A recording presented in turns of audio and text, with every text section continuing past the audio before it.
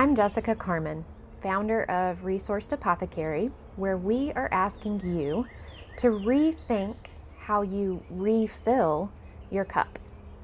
Resourced Apothecary offers sustainable products and practices to help you deepen your connection to yourself, your community, and to Mother Nature.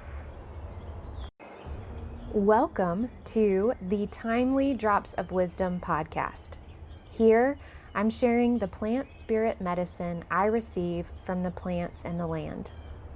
A whole new world of meaning opened up for me when I put down the books and tuned in directly to the plants. That's the world you're entering now.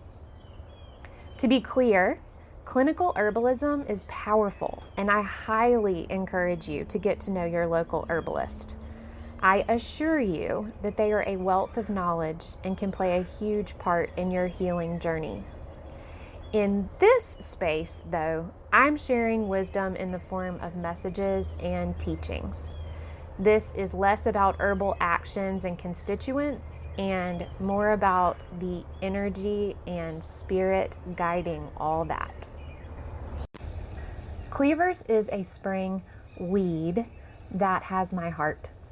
Its presence is light and fun, but also persistent. Let's go ahead and address this name, because when I first heard my favorite herbalists talking about cleavers, my brain tied in knots for a bit. Cleavers is the singular name, so the S is always at the end, singular or plural. Crazy, right? Okay, I had to get that out of the way. Cleavers is a fun, interactive plant because the tiny hairs all over the leaves and stems give it an overall Velcro effect. It will cling to your clothes, but it's not sharp or prickly. One of my teachers, Saja Popham, talks about how that clingy signature translates to the type of person or emotional state that cleavers can help. I love that connection. And you'll see in the following conversation with Cleavers that he's got a much broader message and gift to share. I call on my source, my angels and my guides, and the spirit of Cleavers to begin the conversation. Hello, Cleavers. Thank you for coming to me. It is an honor to work with you again this year. Today in meditation, I felt you telling me that you energetically repair the soil of the body. You showed me that even though I know not to bury or hold my feelings and those of others in my body, it is still somewhat of a graveyard.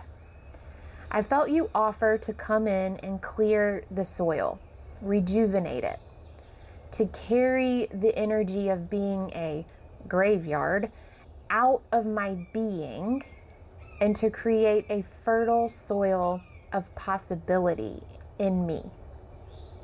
Cleavers answers, yes, I did. I'm glad you got all of that. You humans often expect change to be immediate, and while the awareness can change immediately, there may be, and most often is, work to be done to both clean up and then properly prepare your body, your energy, your being for a different reality. You talk about having this big breakthrough and then everything being the same. Well, yeah, you cleared the energy, but did you then do the work to prepare the space for a new reality? Did you offer your inner landscape the time and devotion of clearing and rejuvenating? Did you do this until you were sure that you were prepared for something different, something better? You know me as a mover of physical lymph in the body. You know my body as nature's Velcro.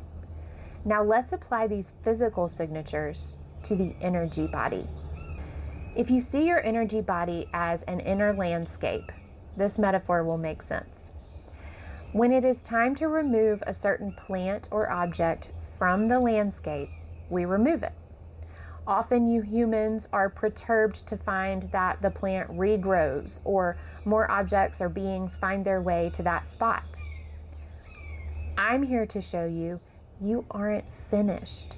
Removal is step one. Next, repair. Start with questions. Why was the undesired plant or object there in the first place? What made the landscape hospitable to that situation? How can you amend the landscape to make it hospitable to your optimal situation? Are better boundaries needed? Is rejuvenation needed? If you work with me, I'll show you, and we can walk through preparing your inner landscape to hold the desired or higher vibration. It doesn't have to be hard. In fact, the hard part is usually when you rid yourself of the undesirable.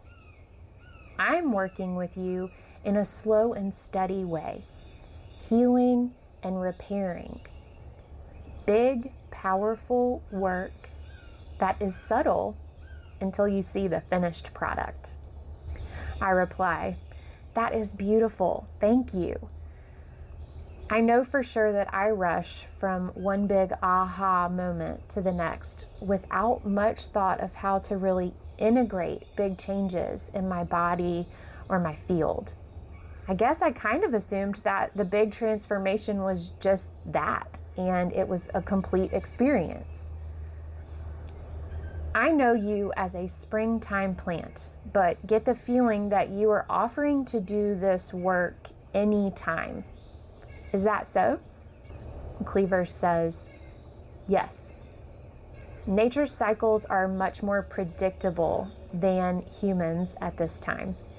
In winter, nature lets everything that needs to die do so. Breaking down begins. In the transition from winter to spring, there is work to be done. With the right preparation, death and ending can be a fertile field for birth and beginning. We mustn't forget that very important preparation. While all of us, meaning the plants, wish humans would follow nature's cycles more closely, we are happy to work with you in your own cyclical process. You've created, or interpreted more accurately, ways to preserve the bodies of plants so that you'll have us when you need us.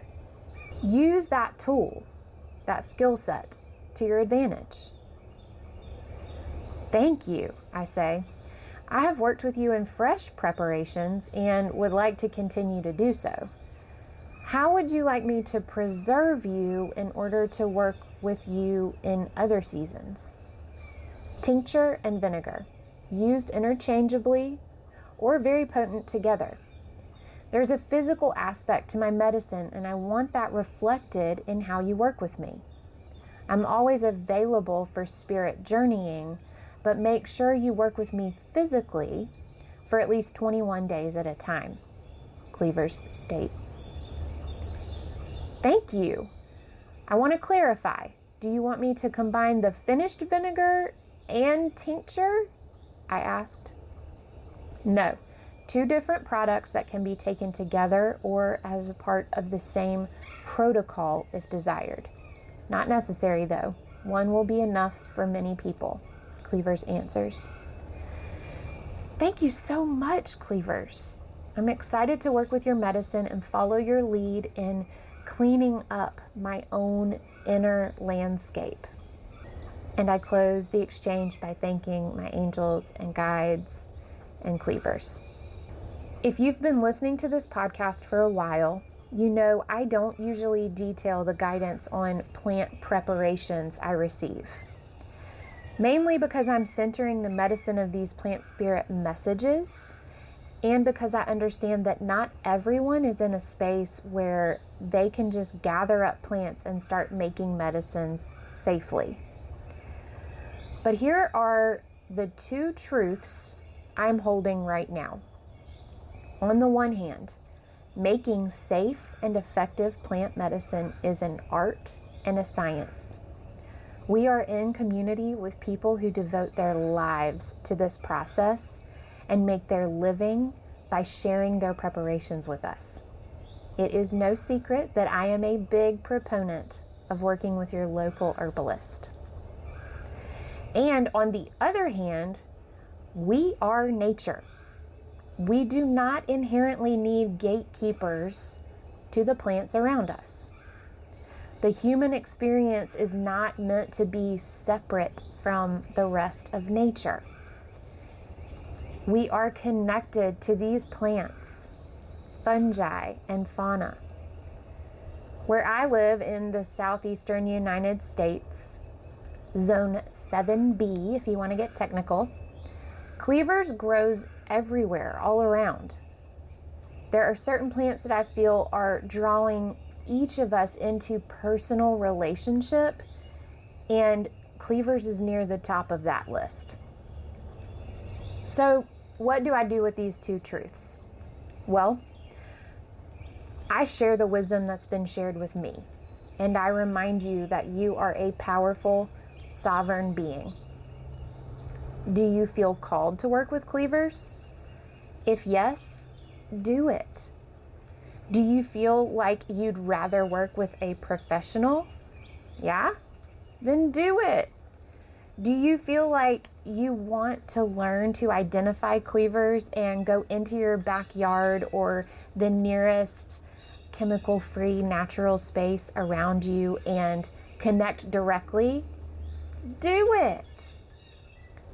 Remember to be respectful of Cleavers, of the space around you, and of yourself. Don't rush into relationship with Cleavers if you've never worked with Cleavers before. Take the time to get to know him.